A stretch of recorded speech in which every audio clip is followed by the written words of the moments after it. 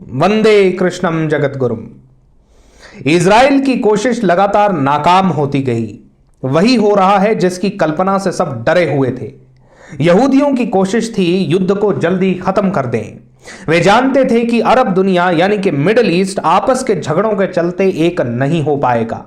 शायद वे सही भी थे, क्योंकि शनिवार को सऊदी अरेबिया में हुई 57 मुस्लिम देशों की कॉन्फ्रेंस का कोई नतीजा नहीं निकला।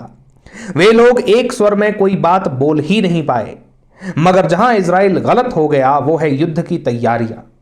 41 किलोमीटर लंबे और 8 किलोमीटर चौड़े गाजा को जीतना इतना कठिन क्यों हो रहा है?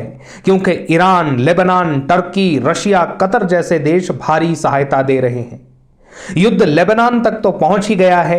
ईरान लगातार अमेरिका को चुनौती दे रहा है। फ्रांस जैसे दोस्त देश भी इजराइल पर ही सवाल उठाने लग गए हैं। वो सऊदी अरेबिया जो कल तक इजराइल के साथ दोस्ती की पहल कर रहा था, आज उसके मिजाज भी बदल चुके हैं। इसी को कहते हैं जियोपॉलिटिक्स। यूं ही नहीं, 600 साल पहले महागुरुओं ने लिख दिया था कि यहूदियों का देश चारों तरफ से युद्ध में ऐसा उलझेगा कि उभरना असंभव होगा। आज वही सामने है।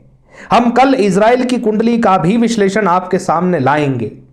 जो भूल उन्होंने की वही भूल भारत न कर बैठे, बस यही देखना है। कई देशों के आसमान लाल हो जाना, श्री मंदिर में आग लगना, भूकंप आदि सांकेतिक घटनाएं तो हो ही रही हैं, मगर भयावह वाणी है जिसकी चर्चा हम कम ही किया करते हैं। अपने पहले वीडियोस में हम संकेत करते आए हैं कि अर्जुन, भीम, घटोत्कच, 7 चिरंजीवी आदि की इतनी विशाल सेना की आवश्यकता केवल चीन पाकिस्तान से लड़ने के लिए नहीं थी। केवल इतना सा युद्ध लड़ने के लिए अवतार के आने का कोई तर्क नहीं है। स्पष्ट संकेत करते हुए कहता हूं कि कली अपनी सत्ता को जाते देख रहा है। अनेकों आसुरी शक्तियों का उदय कली महाभारत के समय पर होगा। पाताल के जिस द्वार से वे बाहर आएंगे वो भी भुवनेश्वर के ही आसपास स्थित है। 13 महीने का महायुद्ध अब तक का सबसे विनाशकारी युद्ध होगा। इन बातों पर संदेह करने वाले अगले वर्ष इन्हीं दिनों में लकड़ी की माला फेरते रहेंगे, प्राणों के लिए भयभीत होंगे, जैसे आज से 2 वर्ष पहले थे। जो भक्त हैं, प्रभु आश्रित हैं, उनका अहित असंभव है। अनेकों हमसे कहते हैं कि हमने 50,000, 1 लाख नाम जपा, 51 दिन लगातार हमने जो है वो तप किया, मगर कोई अनुभव नहीं हुआ। इनसे एक कदम आगे वे हैं जो कहते हैं कि हमने इतने वर्षों तक व्रत, तप, हवन, तीर्थ सब किया, कृपा न मिली। हमारा केवल एक प्रश्न है, क्या अपनी दुर्वृत्तियों को आपने छोड़ा? क्या अपने आचरण को शुद्ध किया? हैं तो हम 51 दिन तक ब्रह्मचारी, क्योंकि जब पूरा करना है, साधना पूरी करनी है। क्रिया को तो हम नहीं करेंगे, मगर मन में चिंतन काम का ही है, स्त्री का ही है, लालच लोभ का ही है, ईर्ष्या का ही है। तब क्या अनुभूति होगी, क्या तप होगा?